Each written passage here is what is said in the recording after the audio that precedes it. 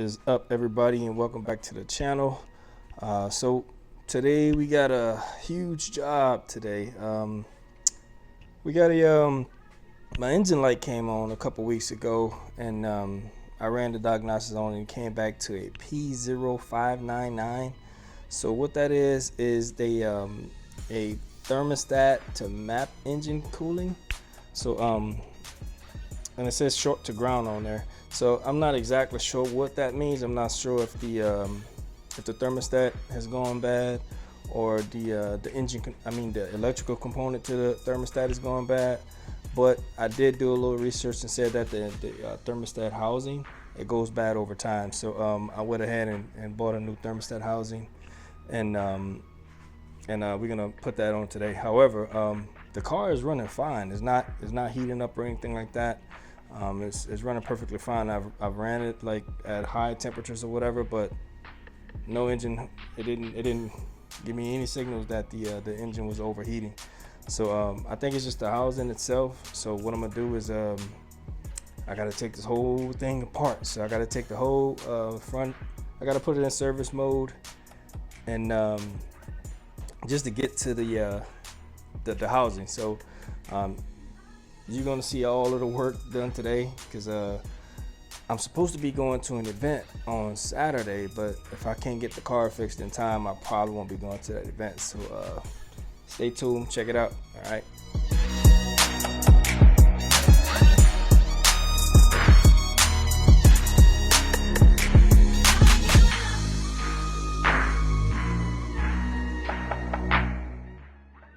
So we're here, we have the car here, we're gonna get started. I have everything ready to go.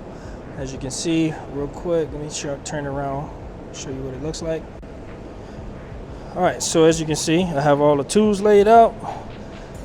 I have the socket set here, I have some power drills here. I also have the vacuum fill tool, so I can put the coolant back into the car. I also have my my thermostat. That's the actual thermostat itself. It's encased by a housing in there, but that's what I think that went bad on the car itself. So that is all the gear. So it's time to get the car in the air and get to work.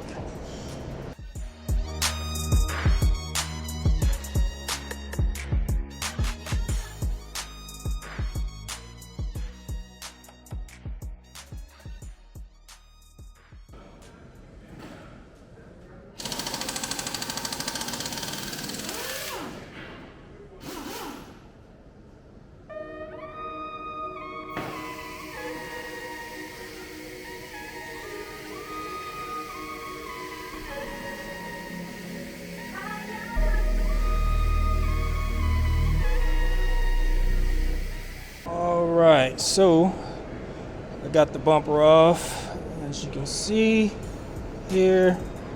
Got the wheels off. Now it's about to be time for I gotta get the let's see. Yeah, it's time to start moving the front end forward so I can get to the thermostat. And once that's done, we'll be all gravy, baby.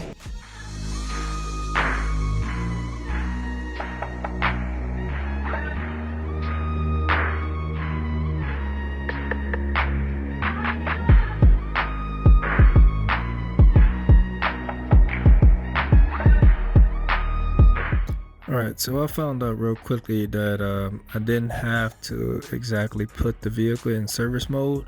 Putting it in service mode only gives you a little bit of space. I mean, even in the service mode, you probably could still get maybe your hand in there, depending on your hand size, but there's not a lot of room for all of the work. So I would say putting it in service mode is really not worth all of the work. But I did find out I didn't have to do all of that. All I had to do was unscrew the carrier brace on the left side, and that probably would have gave me enough room to complete the job. So this was the most challenging part. I'm actually at the thermostat now, trying to get all the screws out from the thermostat. Those are all E-torque screws. So they're in a very tight space, let's just say that. I'm not sure why they put this there, but as you can see from the diagram here, there's couple screws. The one that's laying right up against the oil pan, which is underneath it, is very tough to get to. So you got to do a little bit of maneuvering, and maybe you can get it, but obviously I couldn't get it. I didn't get it. So I am gonna try it again one day, but this was an all-day job, so being that I went in there before, a lot easier to get it the next time I go in there and try to do it. So also I did call I called Audi to see how much this job would cost to do. It's over $1,600, so you know, hey, you could take the risk of doing it yourself and probably damage something, or you could, you know, get in there and do it yourself and save yourself $1,600. I would say this is a failed mission. Basically spent all day trying to do this and didn't get it done.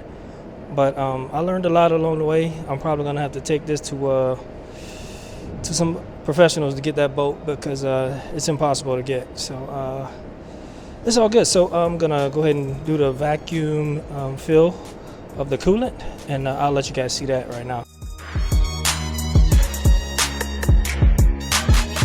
So this process is fairly simple. All you have to do is put the gauge on top of your coolant reservoir, screw it in tight just to ensure you don't have any leaks. Then plug up your LP air, your air pressure, and let it suck all of the air up out of the system. And once you reach between 25 psi, you close the valve and disconnect it. And if you lose any pressure after waiting for like 30 to 40 seconds, then you have a leak somewhere and you got to find your leak. So it's pretty simple. And once you don't have any leaks, then you go ahead and start opening up the valve. You have to put your coolant there, but I would say that once you it takes 9 liters of coolant in the system, so I would say have like a 9-liter jug, at least a 9-liter jug, and get all of the coolant there before you start filling, because you don't want to stop, because if you stop, you take the chance of getting air into the system. So it was fairly simple, but that was so easy. All right.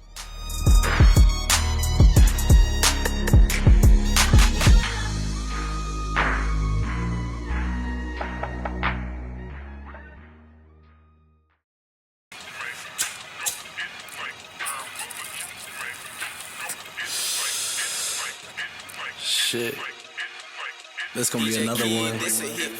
Hey, y'all sipping on the rocks like, hey, this one got my haters hot like, hey,